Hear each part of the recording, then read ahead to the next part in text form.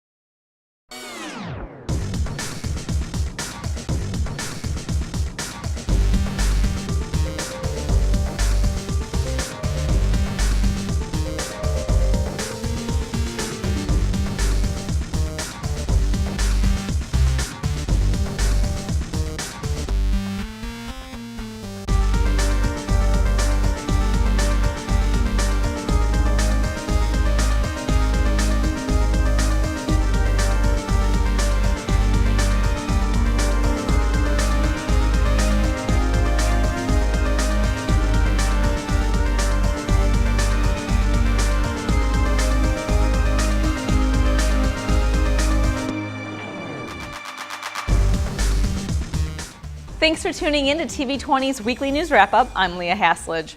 The City of Cleveland Division of Police are working hard to make the streets safer with their gun buyback program. Chief of Police Calvin Williams says this is a strategy the City of Cleveland and the Division of Police have employed previously. As a result of the gun buyback, someone's life will be saved. TV20 reporter Christian Patterson went to the new 3rd District Police Station to find out more. Turning in guns and saving lives. That's the motto for today's 9th annual City of Cleveland handgun buyback. Just one gun can make a difference. With cars pulling up back to back, you'd think you were at a lube stop for a quick oil change. But these drivers are here to turn over their unwanted guns. Unwanted weapons and unsecured weapons. We have horrific accidents with children getting a hold of weapons. With burglaries, individuals are stealing weapons or people just taking weapons out of homes. If we can keep the weapons off the street, it'll help reduce the violence in the city of Cleveland. And reducing the crime and violence is what residents of Cleveland are hoping this annual gun buyback will do.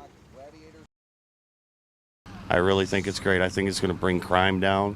I think it's going to benefit a lot of people, especially the police officers too. They get the guns off the street, and some of them off the street. You know, I doubt if a lot of criminals ain't gonna turn them in no way. But it's so much violence, man. It makes me sick, you know. And if this can help clear some of it up, I think it's a good thing.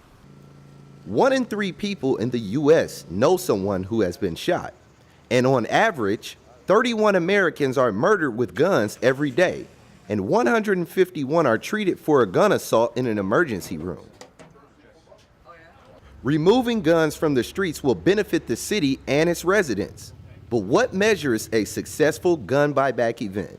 Right now, we've been out here, like you said, about an hour, and we've already got over 80 weapons, several rifles, a couple of high-profile or high-caliber weapons. Someone turned in an AK-47, which is a pretty dangerous weapon in the wrong hands. So I would deem it successful. If we get one gun off the street that someone doesn't want, one gun out of a home that someone doesn't want safely, then it's a success. So right now, I would consider this a successful day. The 2015 City of Cleveland handgun buyback was a huge success. Removing these guns off the streets will save numerous lives. At the 3rd District Police Station, I'm Christian Patterson for TV20.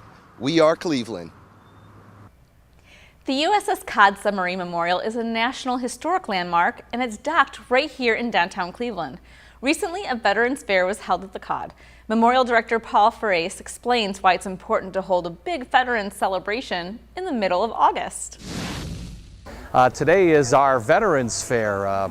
COD's tagline is where Cleveland honors its veterans, and today we're making good on that. We got together about a year ago and decided that it'd be great to have an event where we honor veterans right in the middle of summer and not wait for November. So today we've got about 24 organizations that honor and serve veterans in various forms and capacities.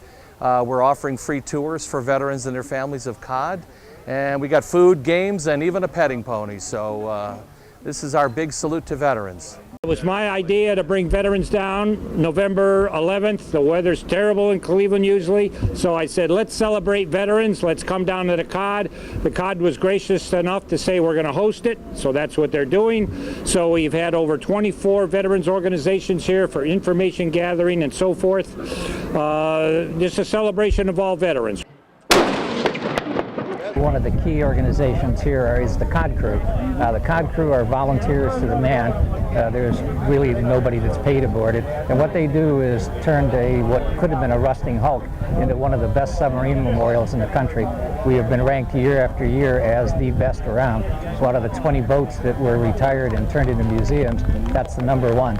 And it's the #1 because the experience of going on board will take you back to 1943. It has been kept like that. Every artifact on board dates back to 1943.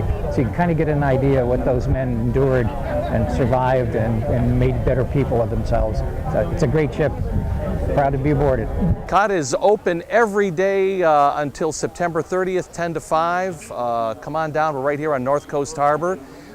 It's an amazing piece of history. It's a National Historic Landmark, and we welcome everyone. There are some amazing and beautiful restorations going on for some housing developments in the city of Cleveland. TV20 reporter Dan Monroe takes you to one such development, and its residents couldn't be happier. 1, 2, 3. After 5 long years of waiting, residents of Community Place Apartments have a new, updated, and safer place to call home. We're here today for a ribbon cutting ceremony for the new Community Place Apartments. And New Community Place is actually it's a celebration of the revitalization of 2 projects. So all of the units have been expanded. They're spacious. They have showers, which the old units didn't have. They have extra rooms, and they're just much nicer than the old apartments were. And so, you know, you have a great community now, a great looking community. Mayor Frank Jackson spoke about how this project solves the challenges of offering residents a comfortable way of life, a sense of community, and most of all, safety. How do we ensure that people, the residents, had the quality of life that they were entitled to?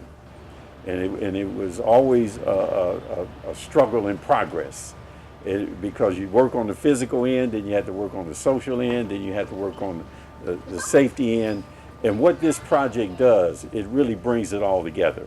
We now have a new approach towards security and better, in my opinion, a much better approach in terms of understanding the community and the interaction with the community, and having the people who are involved in this community work with those people who have now been designated security.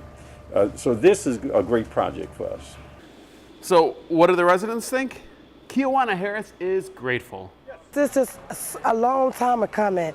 Just if you just lived here, to be a resident and to go through the poorness, the abuse, the neglected environment, and to see where we are today, it is so awesome. I am so grateful. Every day I wake up and it's like it's unreal. Like I'm dreaming. The home is beautiful. I'm so proud of my home. I talk highly about where I live, and I try to tell everybody you need to sign up, get on a waiting list. This is an opportunity of a lifetime. And it's a great stepping stone and starter. It's just a great environment, and I love it. At the new Community Place Apartments for TV20, I'm Dan Monroe. A rally was held at Case Western Reserve University, where crowds made their way to see Democratic presidential hopeful Hillary Clinton, who made Cleveland her first stop in Ohio on the campaign trail. Former governor for the state of Ohio, Ted Strickland, and Congresswoman Marcia Fudge opened the rally, giving their support. I told Hillary Clinton, I said, now, your first stop in Ohio has to be in the best location in the nation. All roads go through Cuyahoga County. You cannot win the state of Ohio without Cuyahoga County. The fans cheered and raised their cell phones, hopeful of a picture, as Hillary Clinton took the stage. She spoke about important issues that affect all Americans and paid respect to two important Clevelanders. We just lost the late, great Louis Stokes. He was Cleveland's congressman, and he was America's conscience.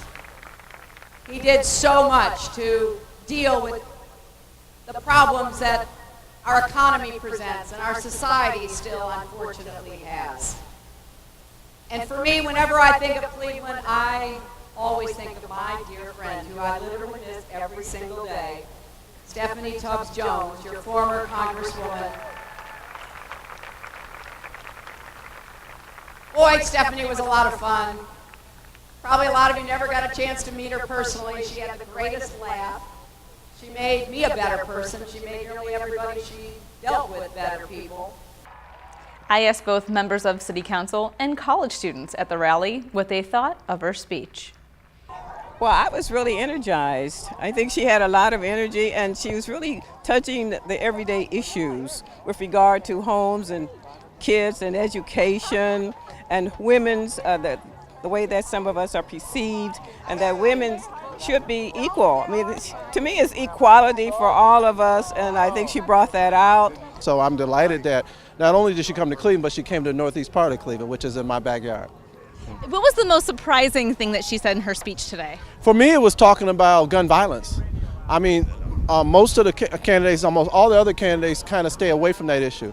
She also gave acknowledgement to the problems that the African American community is having. Mentioned Tamir Rice, she mentioned Black Lives Matter. You know, those are the things that most of the candidates stay away from, but she's showing you that she's fearless, that she understands that there are issues throughout this community. And I was delighted that she spoke of the issue about gun violence and the issues in the African American community. As women, what was it like to see Hillary Clinton out here today running as president? Very inspiring. We're both medical students, and I'm a co-leader for American Medical Women's Association, and I was really pleased with how much airtime she devoted to women's issues. I've been a fan of her, but it was good to actually hear her and see like what she wanted to do. So I'm actually definitely inspired by her speech. It was really good. Now, as a college student, what issue is most important to you right now? I would say definitely like college education and making it more accessible for a lot of people, because I know people that they come to Case and then they leave because they can't afford it. So definitely getting the debt reduced and making it more affordable for people. And what do you think would be the most important aspect of whoever the next president is? A person who's just genuinely willing to help, like the average man, the common man, and just create a better society and all. It was an honor for me to be there and see Hillary Clinton in action. When we return to the weekly news wrap-up, CMSD TV reporter Shannon Kantner will show us what's in store for the new school year.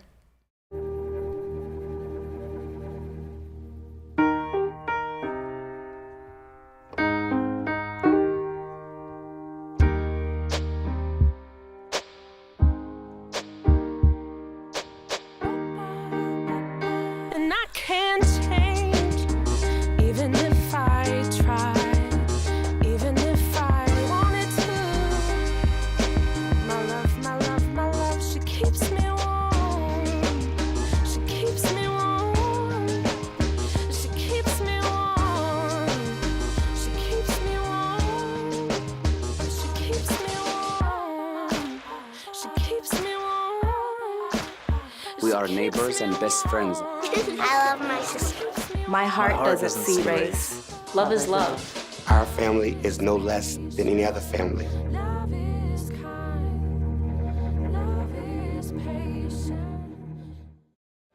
Okay, ready? One, on three. 1, 2, 3.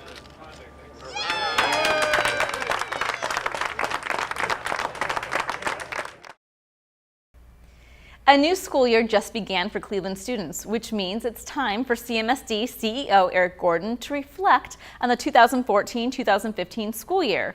What progress has been made and where is the district headed? Our CMSD reporter Shannon Kantner was at the 5th annual State of the Schools address to get answers to those questions and many more.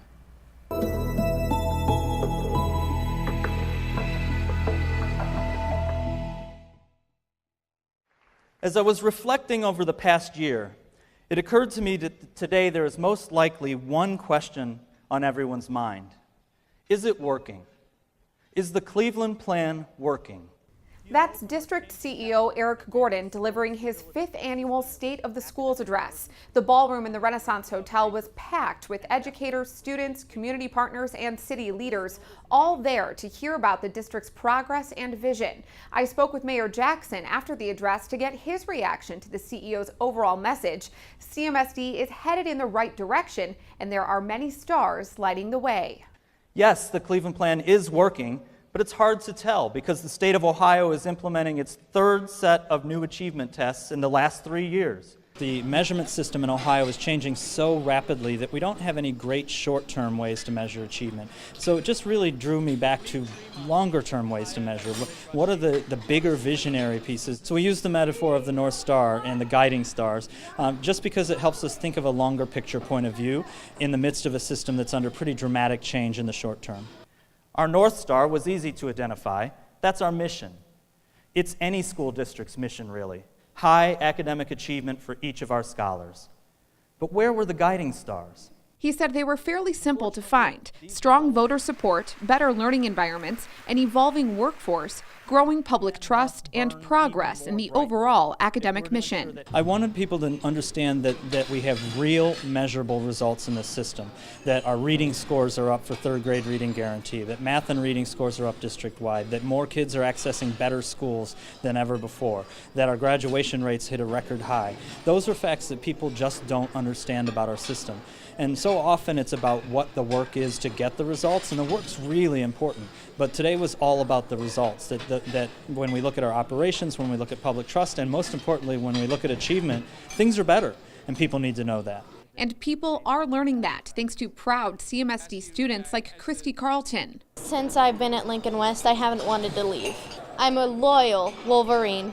The Lincoln West senior asked the CEO a question during the Q&A portion about her high school's transformation as an investment school. I was wondering what you believe the future would be for our investment schools and investment schools all around the CMSD. I've never got to talk to Eric Gordon personally. I was shaking a little bit.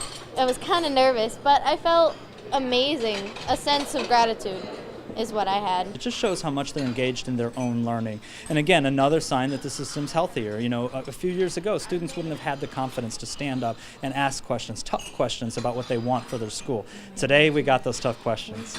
And satisfying answers for the audience, including Mayor Frank Jackson and the City Club, the host of the event. Superintendent Gordon did a great job in presenting the context of our challenges and how we're meeting those challenges. It's such a privilege for us to be able to partner with the Cleveland School District and all the other people who are working together to support the Cleveland plan by bringing more people together to the table to really focus on it. And now everyone is ready to focus on this year's journey to see which stars will shine the brightest. It's about the people. It's about, the kids that we're serving. The data is only the anecdote behind it.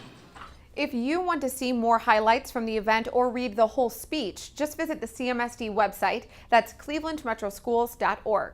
Reporting from the CMSD TV studio, I'm Shannon Kantner.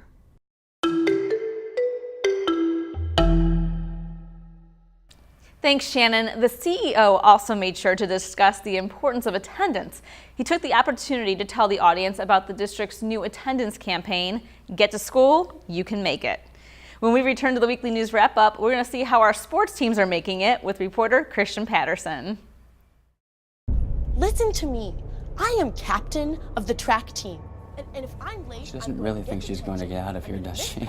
Be nice. She's new. Hello, is anyone there? Ugh! Wow. Even from our standards, you look awful. Oh, sweetie, what happened? Me? My friend Becky got to talk to this super cute boy, and I tried to act like I wasn't jealous, but I so totally was. And then out of nowhere, this concrete barrier just popped up. Maybe it was a semi. You mean you were driving? Yeah. I mean, I know the whole eyes on the road thing, but this was a super important text. Maybe you have to know, Becky. Texting? Great. But it was only like 5 seconds, and I'm a really, really fast texter, so it wasn't even a big deal. Actually, has she texted me back yet? Wow, I get like no bars in this place. I wonder if they have Wi-Fi here.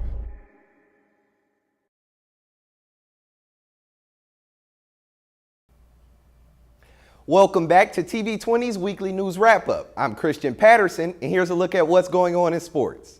The Cleveland Indians announced that club president Mark Shapiro will assume the president and CEO roles of the Toronto Blue Jays after this 2015 season. Shapiro has spent 24 seasons with the Indians, beginning as an assistant in the team's baseball operations department. He was eventually promoted to general manager and then president, a role in which he has served for the last 5 years. Thanks for all the great years of building up this franchise, and good luck on your next journey. Well, the North Coast 99 is an annual recognition program that honors 99 great workplaces for top talent in Northeast Ohio. The program was developed and is presented by the Employees Resource Council. The Cleveland Indians have been selected as a 2015 North Coast 99 winner, one of the best workplaces in Northeast Ohio. The organization now is a 5-time North Coast 99 winner and was the first professional sports franchise to earn this prestigious award in 2009. The Cleveland Browns are shedding players left and right to trim the roster down to 53 players for the start of the season. And even if you were a previous first-round pick, it doesn't mean you have a for sure spot on the final roster. The Cleveland Browns released defensive tackle Phil Taylor. Taylor's guaranteed nearly $5.5 million this coming season, and after coming off his second knee surgery, the Browns decided to part ways with him. But Taylor is a solid player, and he won't be without a job for long. The Browns feel comfortable with this move because rookie Danny Shelton has impressed players and coaches around the league during preseason and training camp. Cleveland Browns fan favorite quarterback Johnny Manziel has been experiencing soreness in his right throwing elbow. Coach Mike Pettin has also held Manziel out for the final preseason game. Manziel added that no doctor at any point advised surgery and that rest should help ease the soreness he's experiencing, via Andrew Gribble of ClevelandBrowns.com. The Cleveland Cavaliers roster is pretty much set for the 2015-2016 season.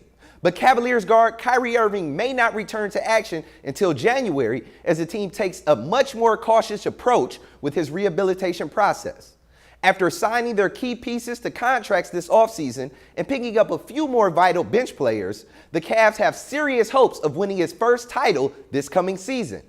Originally, Irving was scheduled to return around the beginning of the season, but the team has since changed their plans for his return, knowing that having Irving healthy for the playoffs is much more important than having him healthy for the start of the regular season.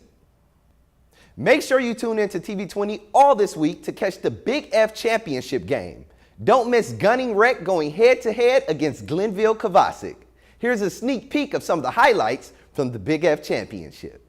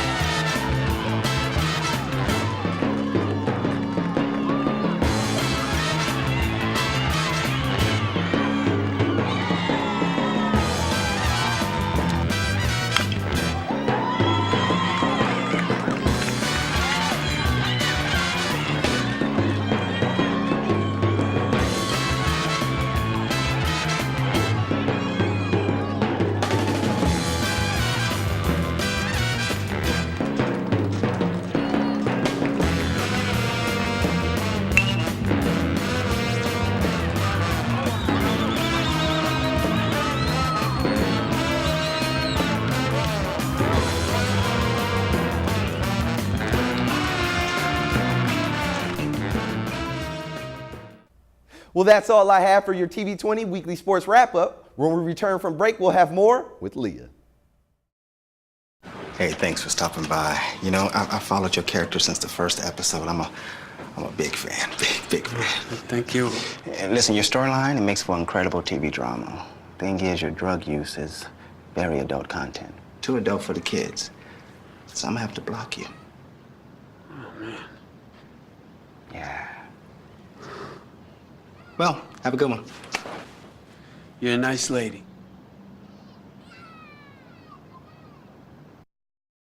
Social hosting is when you provide a place where teens can drink alcohol, and so you don't actually have to furnish the alcohol, and you don't even have to be there.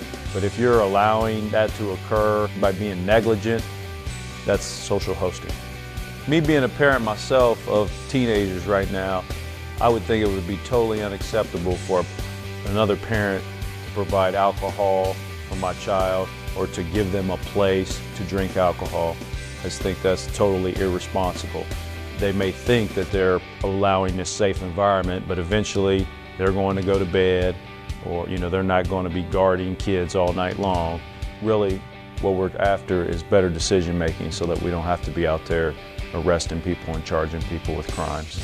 We want to keep our communities safe, so remember this: parents who host lose the most. Don't be a party to teenage drinking.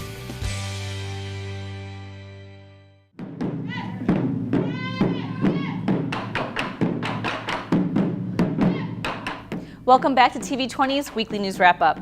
A viewing and tribute ceremony for former Congressman Louis Stokes was held at Cleveland City Hall. Thousands came to pay respect to the man that impacted their lives. Here's TV20 reporter Dan Monroe with more.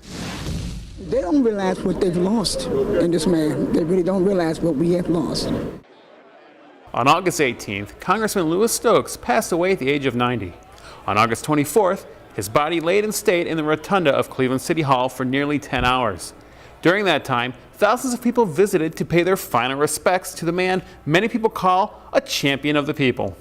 Somebody who came from the inner city, out the way homes, but had a history of family involvement as a young childhood for myself, being that most of us who have lived here for over 50 or 60 years had many of our starts right down in what they call down the way area. So he represents, those who made the best and made it to the top, So it's very important role model, very important example, and a very important leader and a very important icon, and his legacy will live long after his passing. One thing I like about Stokes, he wasn't white people, black people, orange people, green people. He was people. He cared about children, the elderly, and the city of Cleveland. He is an innovator. He was pretty much an emancipator.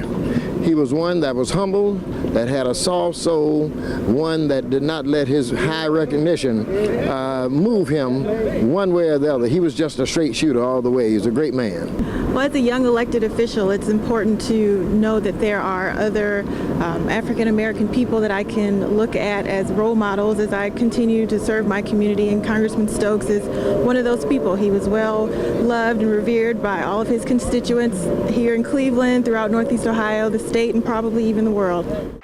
A memorial service was then held for the congressman, where friends, colleagues, and family members recalled fond memories of the man who loved Cleveland. The motorcade procession following the funeral service to Lakeview Cemetery, where Mr. Stokes was laid to rest, turned along East 69th Street. It was once a place where Louis Stokes and his brother Carl grew up, and has now been renamed Louis and Carl B. Stokes Way in their honor. TV20 sends their condolences to the family and friends of Mr. Stokes. Members of the Damascus Road Ministry, along with Pastor Grady Stevenson, took to the streets of the Union Miles Park neighborhood to spread a message of peace. We had a nice march up up Harvard to 116th, across down Miles to 93rd, and then back up, chanting for peace to kick our school year off and let the neighborhood know that we're here. We're going to give away book bags loaded with school supplies today. Afterwards, the marchers came back to the church for food, fun, and music. We're going to have a lot of fun with the kids today. We have bounce houses, which are located behind you. We have hot dogs, hamburgers, juice, and water that we're giving away. And we also have a DJ that's coming down to play some music for us. So we're really going to enjoy this day. For all the boys and girls headed back to school, Pastor Stevenson had a special treat: free book bags filled with school supplies. Actually, the MCs and the SCs came together with all the school supplies, and they donated to this event in a big way. And so they brought a lot of school supplies in, and we're excited to give them away today. Because some of the families are not able to buy school supplies for their children, so we're here to help out. Important. So we're just trying to make it a little easy for people that aren't not able to get school supplies. So. In Cleveland, from the Damascus Road Ministries, I'm Dan Monroe for TV20. From Superman to Superfly, the Glenville community has a lot of reasons to be prideful. It was showcased at Sam Miller Park for the annual Pride of Glenville celebration.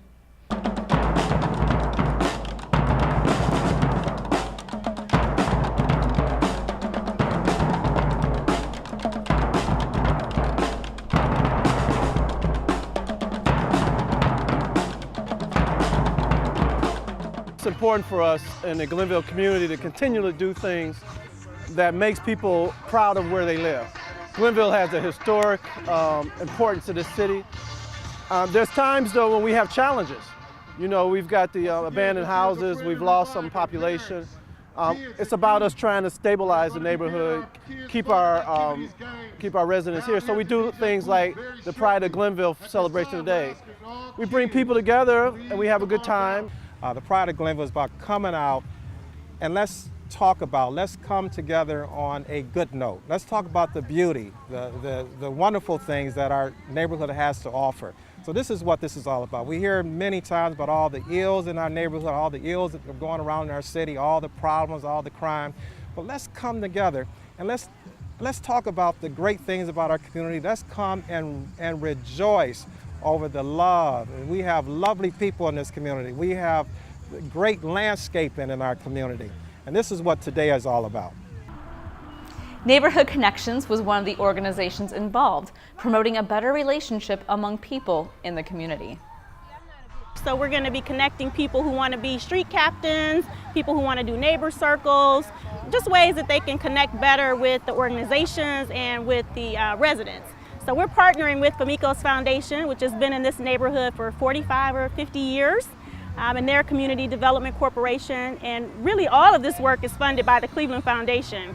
And so what we're trying to do is work together differently in the community to break down those silos between institutions and residents and say this is an all hands on deck issue when it comes to improving our community. So we're trying to create the on-ramps for us to be able to connect and do the work.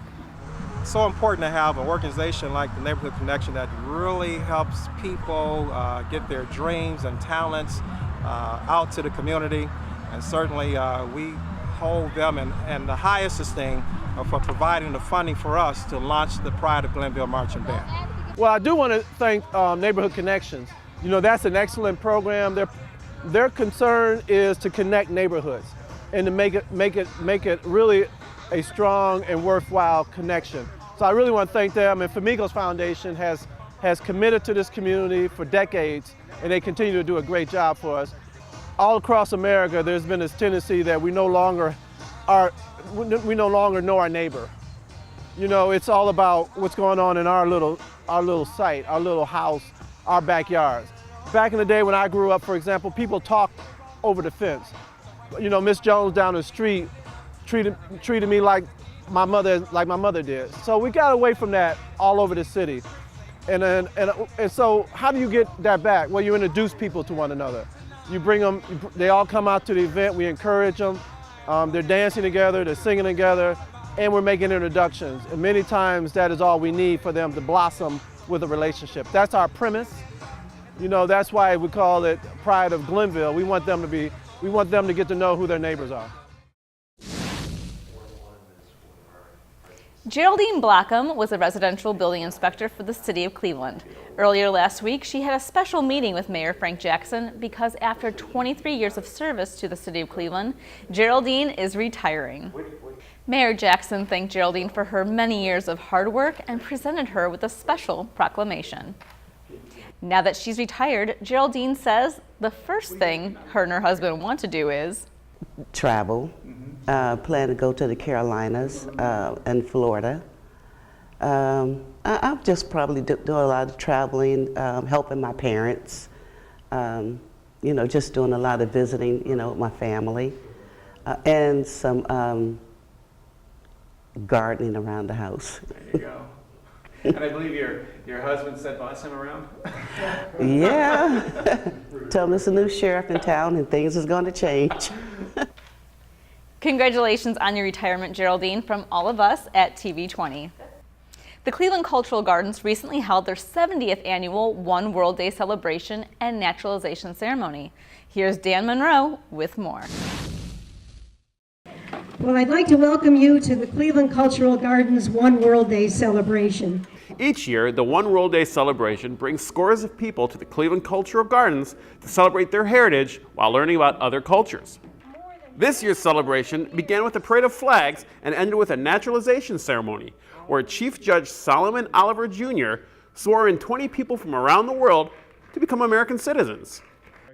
Mayor Frank Jackson was also at the celebration and praised the diversity in Cleveland. Cleveland is a great city. It's a great city because of its diversity.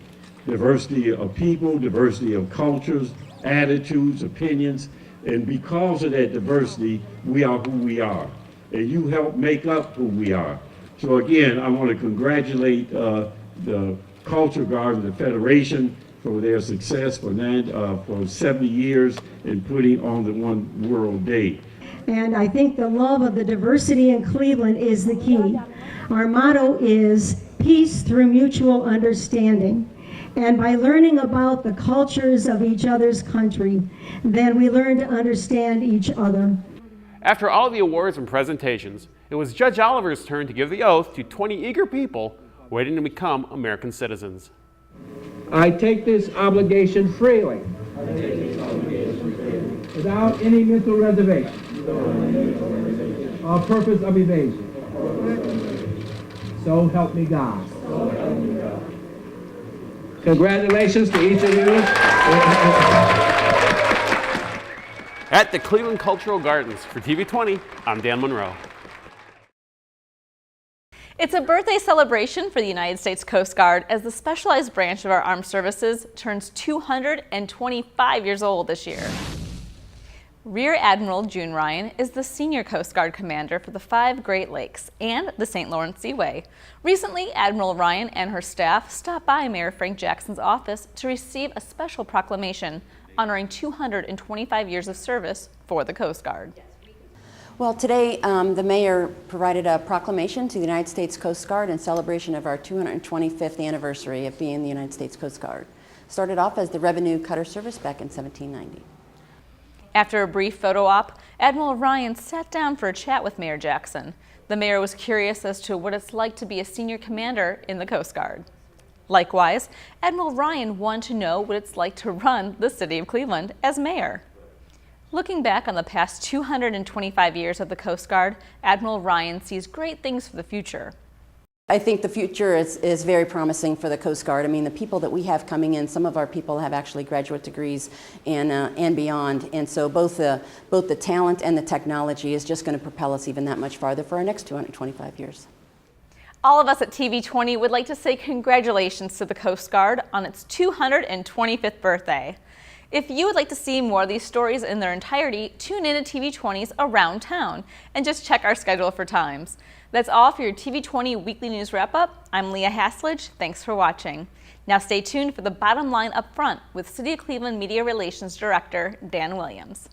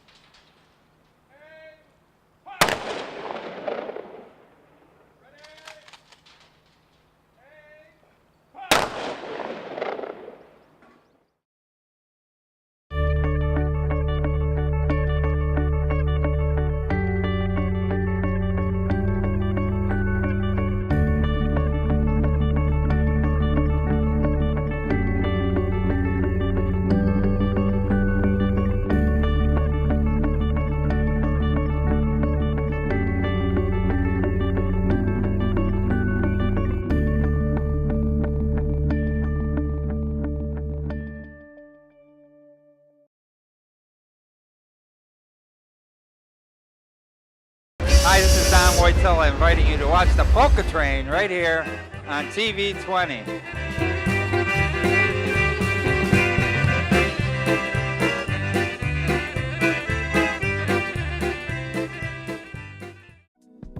Thanks for watching TV20. We are Cleveland.